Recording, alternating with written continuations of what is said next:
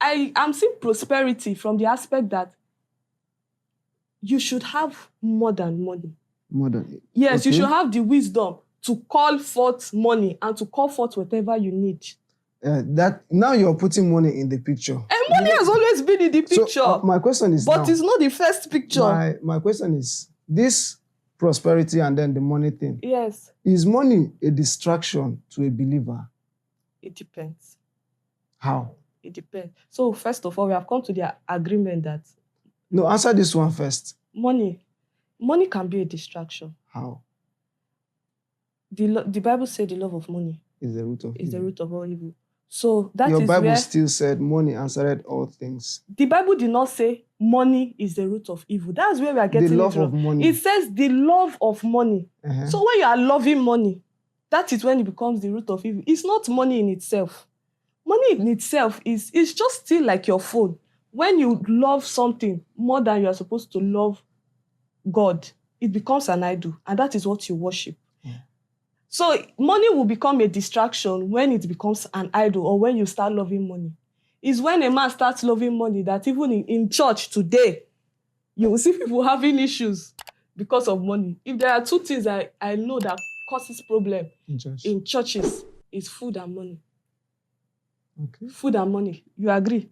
Yeah, definitely. Food and money. I've not heard, before microphone, give me mic or, acknowledge me, what used to cause problem in church? I think I was a witness towards that money thing. On Sunday, at my worship residence. So after the whole thing, so most men, the ministers went in to talk about just pray. Yeah. Then come out for the. When we got in, one man was now hitting. Because they said, okay, that they've given us levy to pay from the higher authority, and we have to pay it. Yeah. And after we're paying this one, that we are going for another fundraising. After we go for another fundraising, there's another occasion that you're going all in same day. And then one man now said, Pastor, you are the head pastor of this commission. Why not engage your members to be participating in all of these things? Okay, since there is funds to raise, you, as a lead pastor, it's fine. We know you have the money, but at least pay, like, even if it's 10% of it, then engage the members to pay the others. Because the pastor said, no, he doesn't want to stress anybody. He wants to do, like, that conversation lasts for no less than 40 minutes. Even me, I was angry. So, you see, the pastor in himself, the pastor doesn't want, even if you want to check it well, it's because he doesn't want issues. Okay. Because of members, with the ideas that people already have about money. In raising money in church. Okay. It will come to an extent now where they will not think that they are stressing them. How do a believer controls money? By coming to the consciousness that money cannot lead you. The Bible, when Jesus said you cannot serve two masters at the same time, he did not say you can't serve God and devil. Okay. He said you can't serve God and mammon. Mammon is money. Why will he?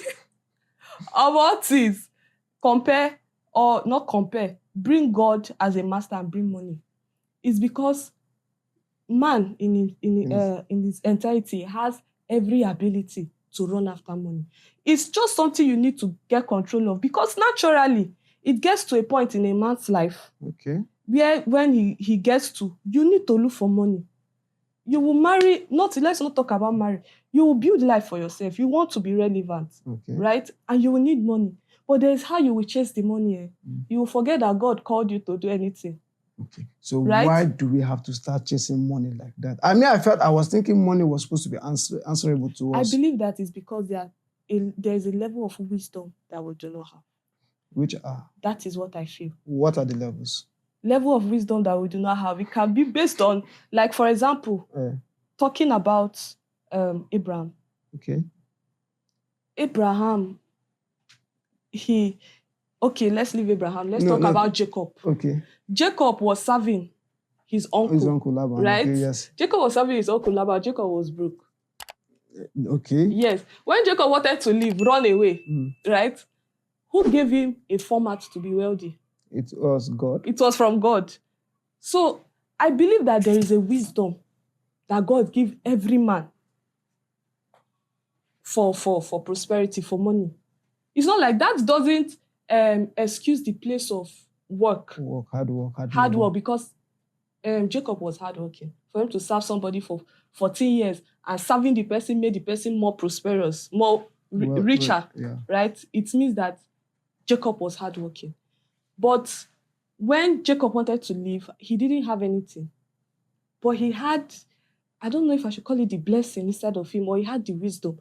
That's also he had the ability to reproduce. To reproduce. That's it. If you don't have the ability to reproduce, your money will die with you.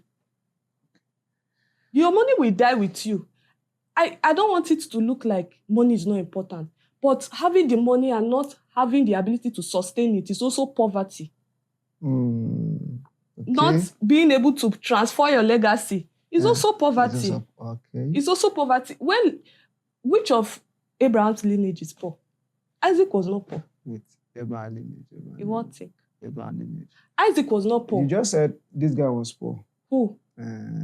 In Laban's. In substance. Okay. But when he wanted to leave, what did he leave empty? No, he had a lot. He had something inside of him that could reproduce. So when God gave him an idea, nobody has used that idea before. Nobody knew about that. Even when he told Laban about it, Laban knew that it would not work because it was crazy. But he did it, and it worked. And he became wealthy. So when he was leaving, he left with substance. That is also a level of wisdom on his side. You remember when Isaac wanted to also leave what land? Is it Canaan now? I don't know. Because there was famine in the land where he was. And God told him to stay back. Right? Originally, that doesn't make sense. Say famine, no food for here. But you heard that there is food in another city. But God told you to stay in the place of famine where there is no food. That is... Now, somebody that don't have this wisdom will leave this place, go and chase another place for greener pasture, not even having wisdom or a direction. So you see that person now, should I say the person is mentally poor, or in the place of wisdom, the person is poor. So even when we need money, you are not just foolishly chasing money. Because what some of us are doing is chasing money. I used to tell people that I cannot work anywhere because they are paying money. Some people will work 9 to 9, Monday to Sunday, because they are looking for money. And they will never have the ability. You see them 10 years, they have been working in a particular place for 10 years and nothing to show for it. That's true. Because they need money. Because that place is paying them money that they believe can sustain them. Let's call it peanuts. So they will remain there. But me, I used to tell, they think it's pride. You get places where I know if you work. I cannot kill myself, kill my dream, kill my skills, kill the ability for me to upgrade myself because I want to work and have money. The life is not just wrapped around money. There are people that God can tell, if you sow seed to this person.